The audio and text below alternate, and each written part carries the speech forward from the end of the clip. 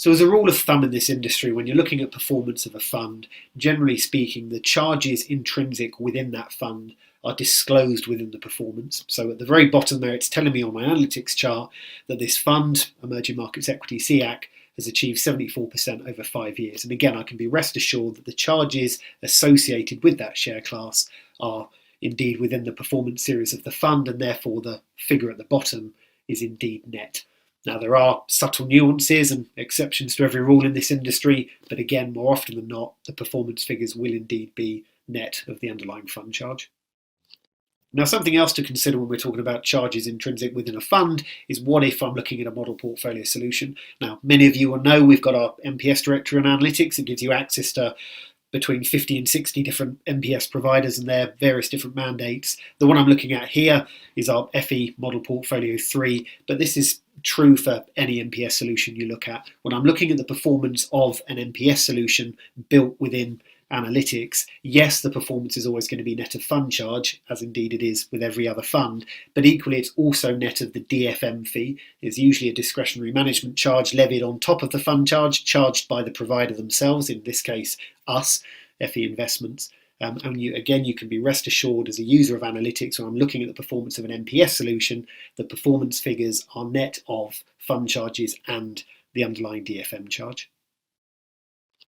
So a common question we usually get when we start talking about charges within various different investment solutions is, as an advisor, how do I add an extra layer of charges to account for, say, a platform fee and maybe an advisor charge as well? Now, you can do that with a portfolio. Now, a portfolio can consist of one fund. So if I'm just simply recommending one multi-asset fund to a client, then I can build that inside a portfolio and add the layer of charges on top.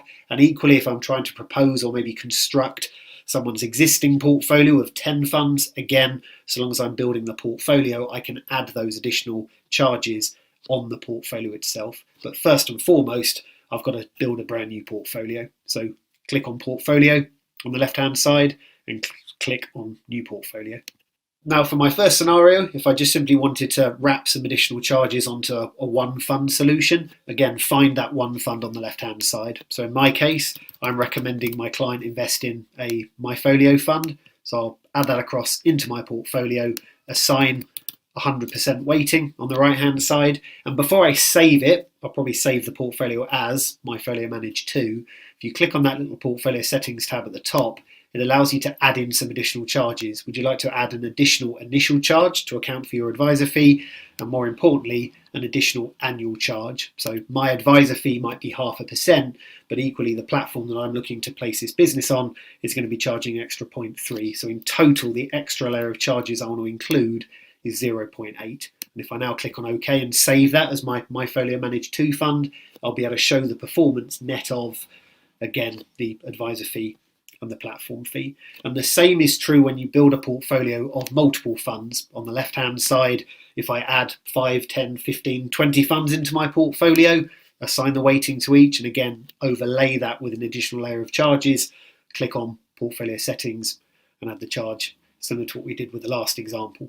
And finally, what if I want to add an additional layer to an MPS solution? You'll find in analytics when you open up or edit a model portfolio, you won't be able to adjust the charging. So I'll give you an example. If I come back into my analytics page, I'll go and grab that hard-coded FE model portfolio solution. I call it hard-coded because I can't adjust anything. I can't change anything. I can't delete the funds. I can't mess around with the dates at the very top here.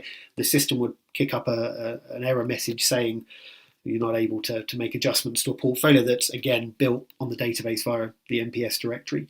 And as you can see, if I try and overlay this with additional charges, you'll see the additional charges of the DFM that we mentioned earlier have already been applied for you, hence why we can be rest assured that when we're looking at performance, the performance will be net of the DFM charge. But if I try to change that to maybe 0.8 to reflect all charges and then click on the little save icon, I get an error message at the very bottom to say you can't modify this portfolio. So to modify an MPS proposition that again is hard-coded onto the database via the MPS directory, if I come back to my portfolio build screen, I need to make a portfolio of portfolios. So at the very bottom down here under my portfolio tab, load up all of your portfolios, find the portfolio that you want to add it across, assign with 100% weighting, and then again, just hit the portfolio settings tab, and in exactly the same way that we built a portfolio of the MyFolio fund, you're building a portfolio of the FE Model Portfolio 3 in which you can overlay additional charges. And don't worry, if the underlying fund portfolio itself, i.e. the FE model, makes changes thereafter, it will automatically reflect within the portfolio that you've built.